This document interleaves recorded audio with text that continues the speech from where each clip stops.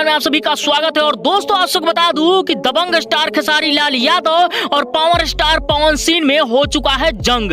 जी हाँ दोस्तों, क्या है वीडियो की पूरी जानकारी आप सबको बताएंगे। उससे पहले अगर आप भी भोजपुरी से जुड़ी अपडेट पाना चाहते हैं तो हमारे इस चैनल को सब्सक्राइब करके वीडियो को लाइक जरूर करिएगा। और चलिए बिना किसी देरी के वीडियो को शुरू करते हैं। दोस्तों आज सबको बता दूं कि भोजपुरी इंडस्ट्री के अंदर दो दिग्गज कलाकार है, एक है पवन सिंह तो दूसरा है खेसारी लाल यादव। दोस्तों आज सबको बता दूं कि इन दोनों आदमी का आज गाना जो है कि एक साथ गाना रिलीज हुआ है, जो कि दोनों का दोनों बवाल गाना है, धमाल गाना है, कमाल गाना है। खेसारी लाल यादव जी के गाने का टाइटल रखा गया है चुम्मा हो विटामिन, तो वहीं पवन सिंह जी का गाने का टाइटल रखा गया है तू हमार देखो।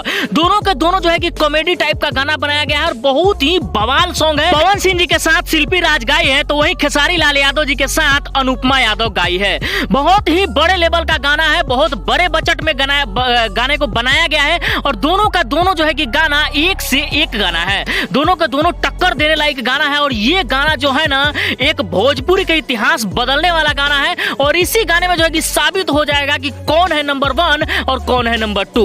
दोस्तों आज तक बता दूं कि जिसके फैन में होगा दम उसी का गाना बोलेगा बम बम। दोस्तों आज तक बता दूं कि खेसारी लाल यादव जी का गाना सुबह 6 बजे रिलीज हुआ है, तो वहीं पवन सिंह जी का गाना 3 घंटा लेट सुबह 9 बजे रिलीज होगा।